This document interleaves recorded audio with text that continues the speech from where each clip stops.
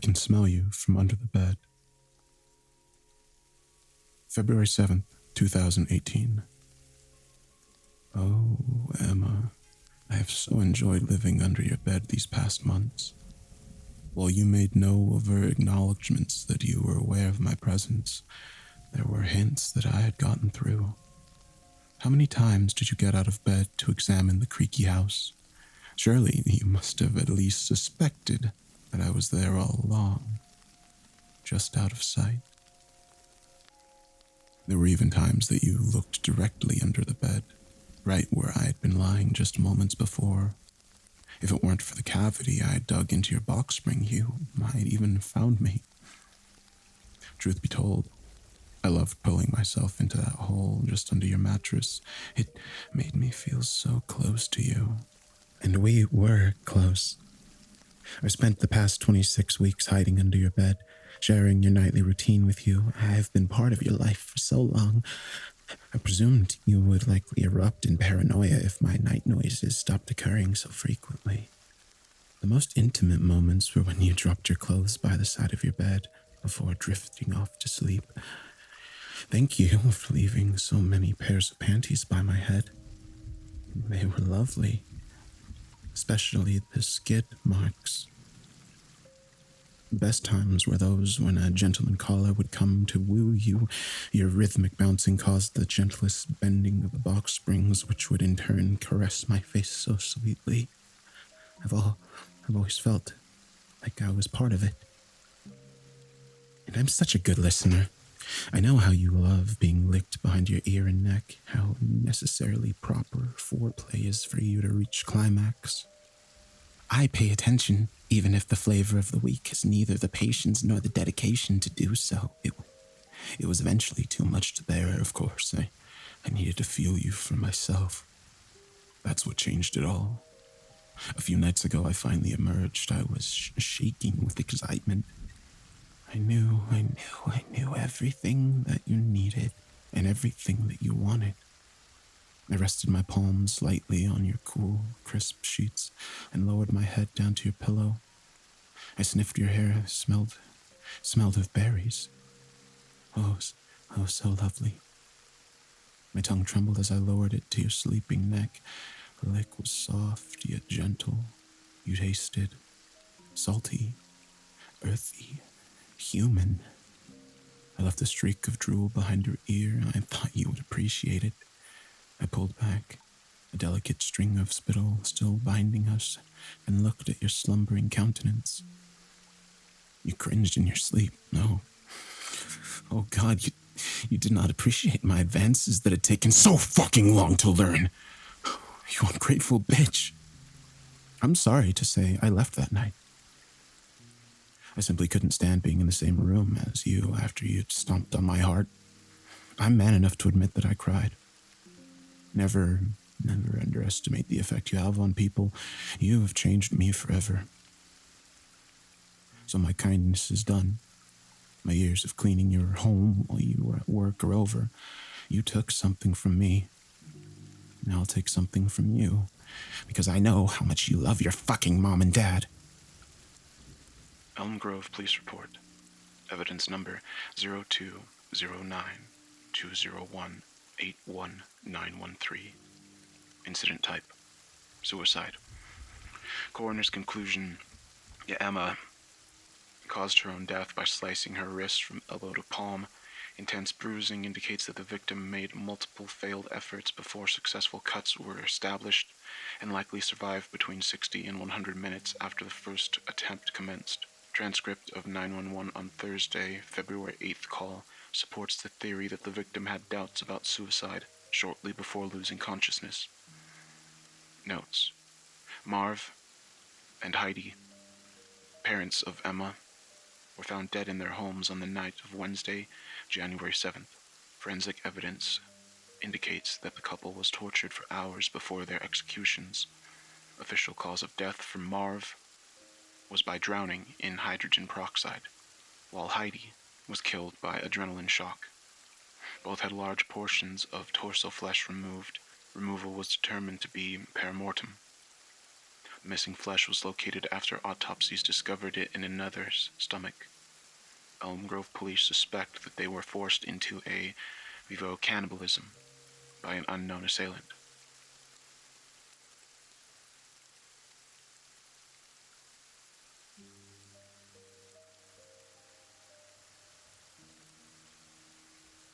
Peripheral Vision. I first heard it at 3 in the afternoon. I didn't see it until 3:15. I held on as long as I could. I tried. I swear to God, I tried. The assignment was part of my post-grad internship, a component of my early childhood development course. I was studying to be a teacher, certifying K-6, program, school-age childcare, better known as SACC.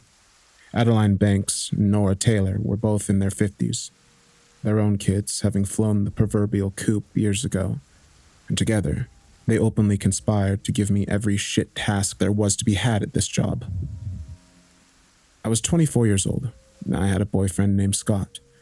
I had things I liked to do, places I wanted to be. Not so long ago, I had a life. You can do this, Gabby, I told myself, forcing myself from the car, trudging across the parking lot to the side of the entrance of the school. Oak Bridge Elementary. Building bridges for life. Go Mustangs and all that happy crap. 3 more weeks, that's all. Then you can intern in a real classroom, do some real work. The shift ran from 3 to 5:30. Add another 30 minutes for cleanup, out by 6. As long as all of my precious partners showed up on time and didn't linger. As long as they didn't talk too much. As long as they didn't want a little post-daycare conference. So naturally, it was usually 7 by the time I got out of that goddamn door. I adjusted my glasses at the entrance. I leaned down to the keypad and looked up.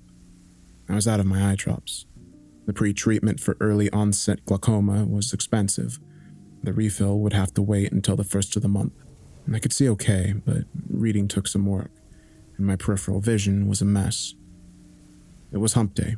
I was still recovering from Monday and Tuesday, still staring down that long tunnel of 2 more days after this one until the weekend, which I would spend catching up on classwork.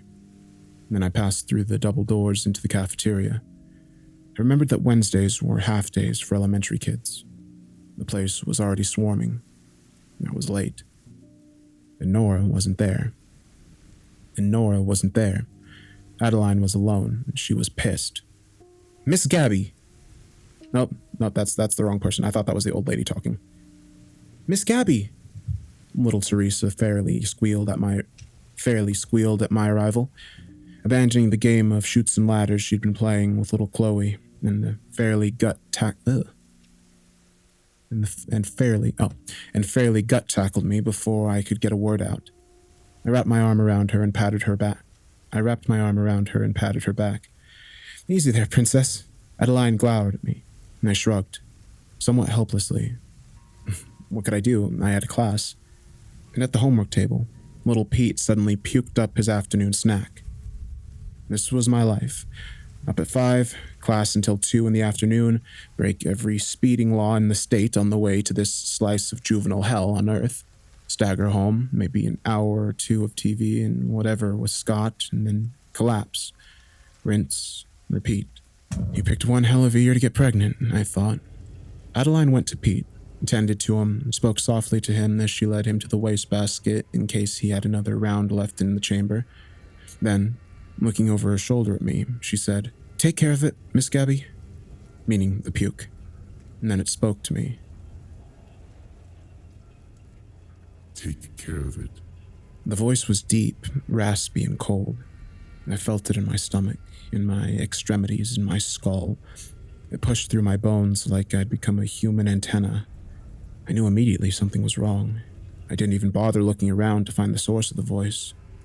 It was inside me. The blur around the corners of my eyes sharpened suddenly, and I could see Adeline's impatient gaze locked on me as I stood there motionless. "Miss Gabby!" Take care of it, it repeated. I felt something inside me, something Hard to explain. It was a desire, an overwhelming compulsion, bubbling up in my throat like a drowning man's final breath. Once it broke the surface and popped, I saw the world in incredible, clear, sharp focus. A kind of focus you could only understand if you lived your life watching an old black and white television, then suddenly switched to high definition. It wasn't just a focus of the eyes. It was a focus of the mind. I saw past Adeline's glare into her throat. There was something moving beneath her skin, thrashing to an all too familiar rhythm. Her jugular. I could see her jugular like a beacon calling to me. In my mind, I could see myself digging into her neck and popping that vein like a balloon with my bare hand. I could feel the gush of blood splattering on my skin in a soothing, warm shower. It felt so good. Take care of it. The voice insisted. The beacon was calling me, and I had to answer the call. I had to stop that damn judgmental bitch treating me like a gazelle. I wasn't a gazelle. I was a lion. I took a step forward, and ironically, my hyperfocus prevented me from seeing the doll on the ground. I tripped, slamming my hand on the surface of the desk to keep myself from falling. There was a gush of warmth, but it wasn't Adeline's blood like I yearned. It was Pete Worm's squishy vomit. The overwhelming sensation of disgust pulled me out of my trance, leaving me shaking and confused. The hell just happened? For a moment, I just stood there, or half stood there, staring down at my splayed fingers immersed in puke. Looks like SpaghettiOs were on the snack menu today. My hand trembled, making little splashes. I withdrew, pulled my hand back, turned in a circle. Where were the paper towels? Why was everyone staring at me? Even as I considered the question, Teresa appeared again. Always my little helper. Teresa handing me a washcloth from the finger painting table. It was smeared purple and orange, already dirty. I used it. "Thanks, Princess," I said, adding finger painting to the mess on my hand, spotting a proper roll of paper towels on the kitchenette countertop next to the cooling soup pot. Let me take care of this now. Go play. We'll read in a few minutes." Adeline was making slow, soothing circles over Pete's back, but her eyes were on me. Only me. I ignored her and cleaned up. First my hand, then the mess. I felt uneasy. I felt shit on, and the kids wouldn't leave me alone. They swarmed me like hungry chickens, squawking for my attention. "Want to play a game, Miss Gabby? See what I colored, Miss Gabby? Miss Gabby, is it story time, Miss Gabby?" I patted heads and I smiled at them, nearly got sick myself. Sometime between the second run between the sink and Pete's table, Nora finally appeared, hanging her jacket in the entryway. I couldn't help but notice that no one ran to her. No one gave a fuck about her, nor Adeline. No, never them. It was Miss Gabby this and Miss Gabby that. Help me, Miss Gabby, always and forever. And why? Because the kids couldn't stand them. I was the oasis in their desert of old. With a pang of guilt, it occurred to me that I couldn't wait to abandon them. Even the kids. For good. I was back in the kitchenette again when Nora came to me. "You knew I had a conference this morning," she said. "We talked about this last week. You said..." "Nora, I'm sorry. I forgot. I forgot it was Wednesday. I didn't remember that half-day thing. Dizziness. My head reeled.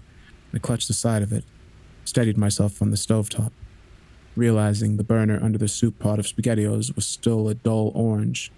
Above it, dangling on pegs, glittering, were ladles, long spoons, and a ridiculously long fork with only 2 prongs, all safely high up out of the kid's reach. Nora again, a low hiss. "Are you drunk?" More like hungover.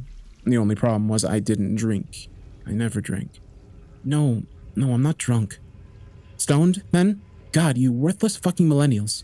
Don't you know you're old enough that people count on you now? If you've come to work stoned, so help me Jesus, you'll never work with kids again." The phone in my pocket, vibrating. It could be Mom, could be Scott. I closed my eyes, took a breath.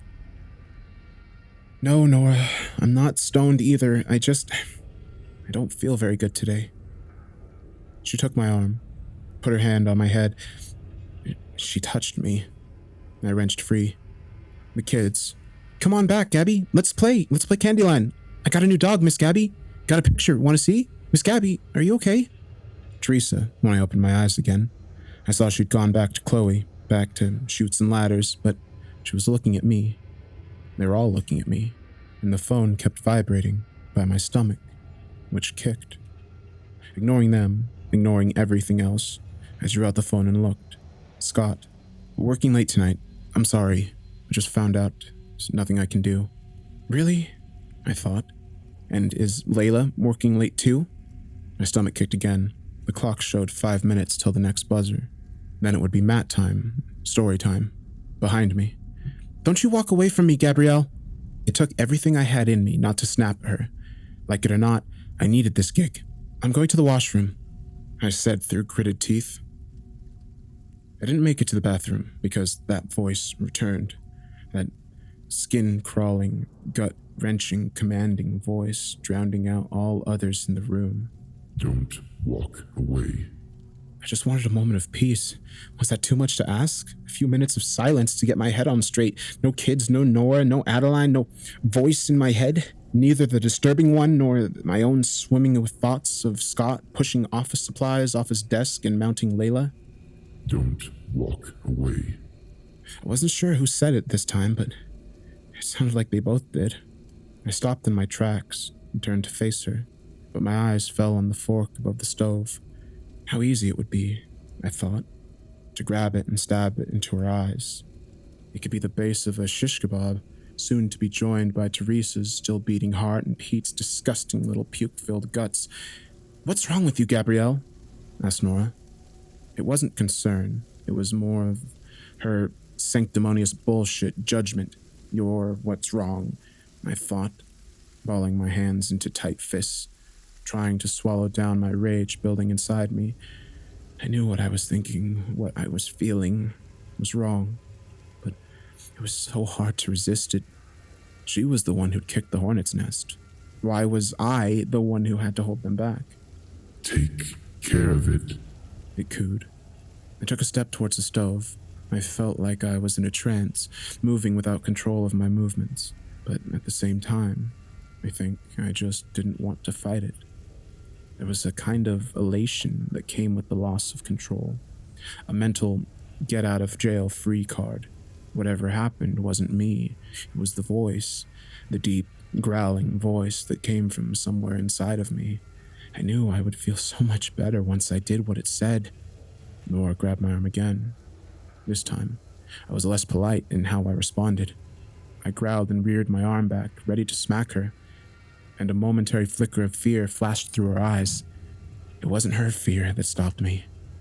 I reveled in that look of shock and helplessness on her face.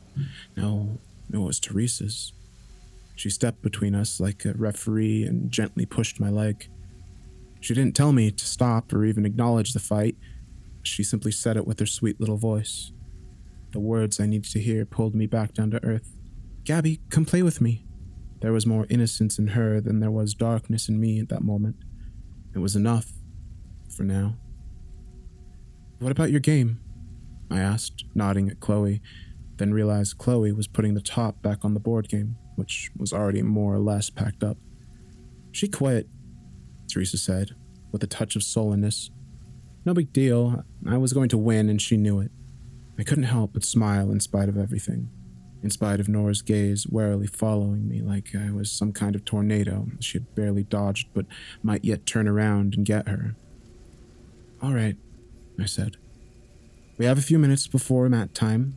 Might be able to squeeze in a round or two. Get the cards. She left, giving me time to note that Pete had already recovered and was already interjecting himself into a rather ruckus game of Foursquare at the back of the cafeteria. Adeline and Nora, meanwhile, were in close conference together. Nora tilted her head back my way, probably claiming I had been about to kill her before Teresa had intervened. That's fair enough, whispered a cold, rational, scolding part of my mind, one that had been all too quiet of late. What's the matter with you today? you need to calm the hell down. 2, I had enough time to look at my phone again, to imagine Scott waiting for a reply from me, hoping for understanding. Fuck all that, I said to myself. Let him sweat it. If he's up to anything, then both sweat it. There was no doubt that Layla, at least, would be all too ready and willing to wreck what we had together. Never mind that it would never last. Never mind that I was pregnant with this child and would have to tell Mom about it soon. Like, yesterday kind of soon, I thought, rubbing my newly emergent baby bump. Never mind that she didn't love him, and didn't need him the way I did. She'd already ruined one marriage at the office. Scott would never. The better half of my mind started again. But then, Teresa had returned with the cards. She took my hand and fairly started dragging me to the beanbag chairs. She was so needy, they all were. And everything they needed from me. I played the game in a distracted fugue. Half glimpses of kids scurrying and playing, of Adeline and Nora watching me. Of police cars and ambulances, screaming parents, crowded my periphery, encroaching ever inwards, trying to make it into my direct line of sight. Glaucoma is an insidious, sneaky little fuck of a disease. Many never learn that they have it until they're half blind. It takes away a person's sight from the outside in, slowly, unnoticeably. Over the course of years or even decades, the blind spots widen and grow, taking the world away one layer at a time, peeling away the proverbial onion of one person's eye in imperceptible shavings, until one day all you have left is tunnel vision. Sometimes it takes a car accident to reveal it.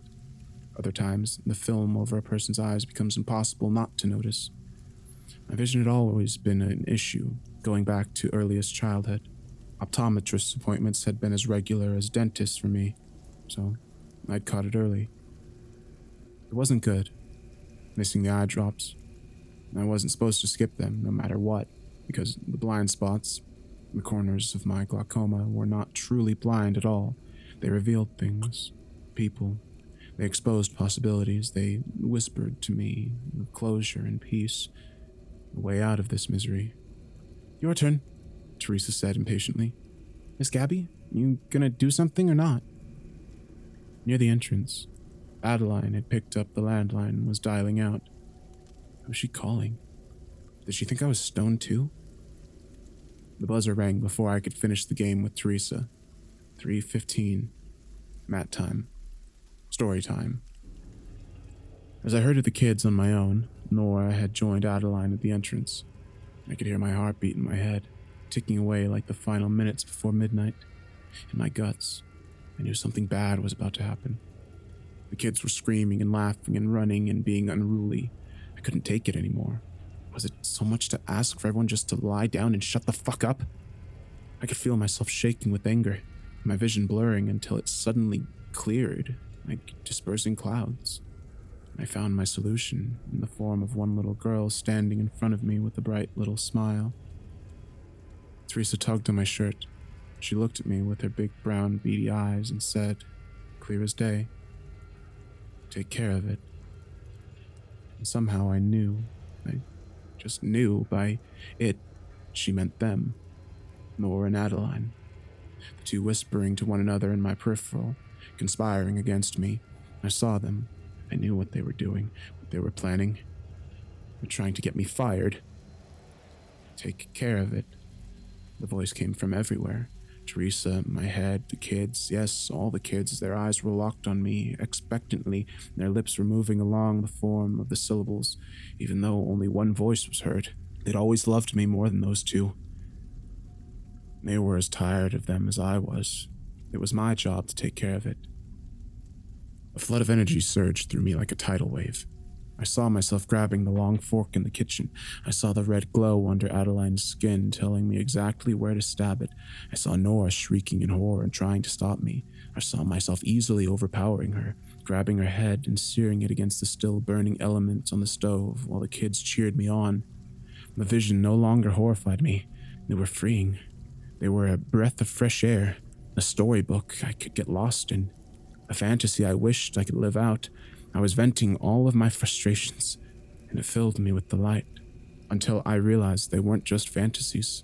The smell of burnt flesh, the sensation of Nora's hair between my fingers, the screams of the children, they hit as a swell of rage drained out of me.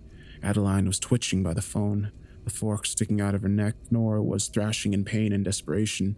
It wasn't the voice that made me grab the frying pan and bash it against her head over and over. No, that was a kindness.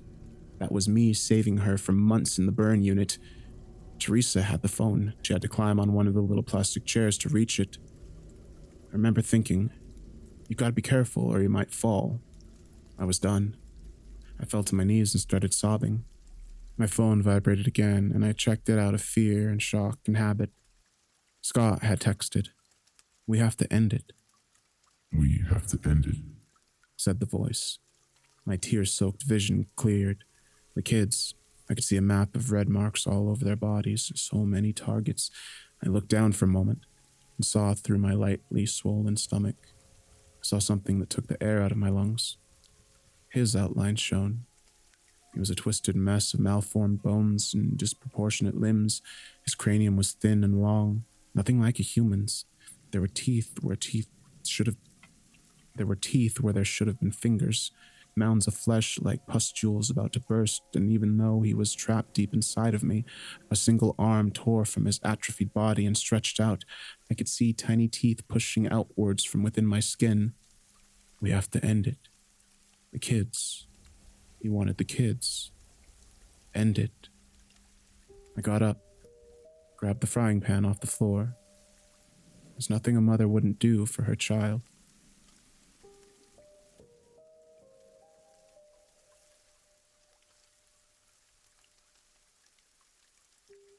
Never give out your address in a dream.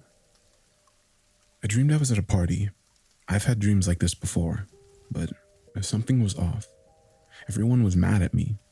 Josh, Shannon, and Leo were playing games at the table. I could feel their hatred towards me, their glare saying, "You don't belong here." Fine, I would leave. I called a cab and tried to give them Shannon's address, but she wouldn't give it to me. I went outside to look for the street name. It was completely black outside, save for the sidewalk I stood on. Where were the streetlights? But where was the street? I decided to Uber, as the app would already know my location. My phone matched with Michael, who would be arriving in a black Toyota. He drove up a few minutes later. I opened the back door and climbed inside. Michael greeted me and confirmed my home address that Uber had saved. As we drove away, I looked back at the house and saw only the front window. Josh, Shannon, and Leo all stood there, wide-eyed. They looked genuinely afraid of something. I was expecting smirks as their least favorite friend drove away, but instead all of their mouths were shaped in an O. I didn't puzzle it for too long. Screw them for kicking me out. Michael was a bigger guy. He wasn't fat, but really thick with muscle. He had short, brown hair and talked animatedly with his free hand that was not on the steering wheel. I couldn't see his face. He never turned around. Whatever. All I wanted was to get home and go to bed. I just needed to get home. I must have drifted asleep, for when I woke up, there were 2 more bodies in the car. Michael's wife, the thin, petite woman, and their son. Their son was in the passenger side, and his wife next to me in the back seat. They were discussing mundane chores on their to-do list. I couldn't see any of their faces because they all had their backs to me. His wife kept looking out the side window when she spoke. Why couldn't I see their faces? Michael pulled onto my street and parked in front of my house. I thanked him and opened the door, ready to escape this clown car. I had stepped out of the car and was about to shut the door when all 3 people turned towards me. I wouldn't have even noticed if I didn't turn back to grab my phone. They had no faces. There was only a blank, fleshy surface where their eyes and nose should have been. The only resemblance of a human was a jack-o'-lantern mouth cut side to side with long, white teeth. I screamed and ran up to my house without shutting their car door. My house was unlocked, speeding up the time for my escape. Crouching down on the floor after locking the door, I contemplated what to do. Should I call the cops? What were they? Have they already driven away? I ran to my room in the darkest part of the house and peered out of the blinds. Fuck. The car sat still with all 4 doors closed. I couldn't see inside their tinted windows, but I knew they were staring at me. I could feel it. The dream ended. Thank God. I awoke and relief swept over me, and I could hear our cat walking around the house. Oh, thank God. I thought about waking up Jason to comfort me, but I didn't want to bother him. He looked so peaceful. Jesus, I've never had a nightmare like that before. I looked at my phone, which read 4:54 a.m. After a Google search, it appeared that anxiety and depression are causes of nightmares. Fantastic. Maybe it was my remaining paranoia, but I could have sworn there was a scratching at my window. Were there tree branches out there? I can't remember. In the hallway, the cat was still moving. Was she meowing? What was she doing? I thought of checking on her, but I was still scared from my dream.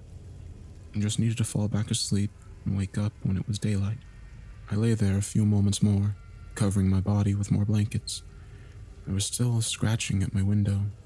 Why was the cat meowing? Jason lay there snoring. This is insane. I'm just being paranoid. Nothing is wrong.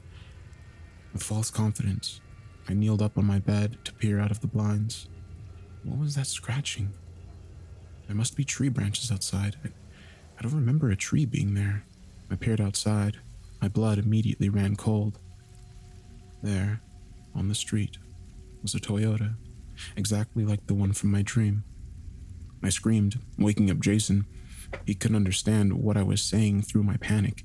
All he heard was parked car outside. He decided to pull open the blinds completely and see what I was so afraid of. I screamed at him not to, but his hand already grabbed the drawstring. He and I both looked at the parked Toyota on the street. Jason, not understanding the problem, told me I had just had a bad dream to go back to sleep. It was just a coincidence. It was just a coincidence. The cat was meowing quietly. Could Jason hear her? I can't remember if I deadbolted the door. Jason would not come with me to check. He said everything was fine and I was being crazy. He started to snore again. I had to do it. I wouldn't be able to sleep otherwise. I crouched below the window's line of sight in my bedroom and started to walk down the hallway. Where did the cat go? There was a window in the hallway that I stopped to peek out of. The blinds were closed, but a little gap between the blinds and the window made the street visible. To my horror, the car door had opened. It was exactly how I left it in my dream. No, this can't be happening. Am I still dreaming? This feels like reality. I just have to make sure the door is locked and I'll go back to sleep. I tiptoed further down the hallway and rounded the corner to face the front door. Our front windows were completely exposed.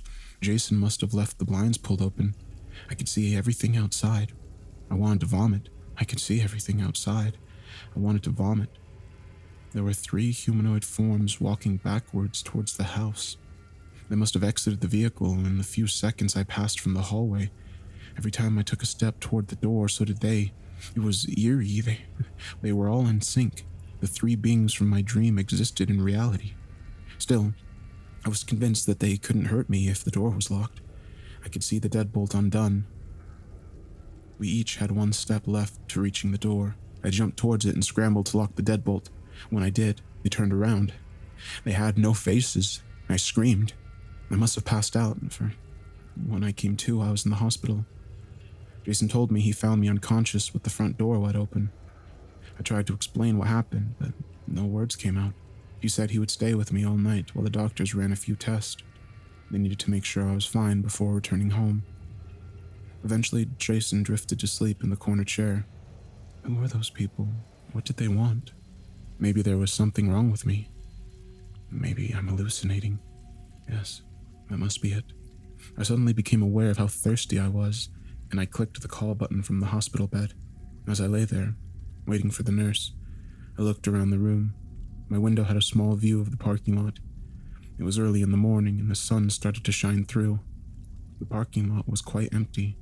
I thought gleefully, In the far corner of the parking lot was a vehicle with one of the doors open. I squinted, trying to make out what I was seeing. Was that a black Toyota? Before I could study the parking lot more, my door opened. In came the nurse. walking backwards towards me.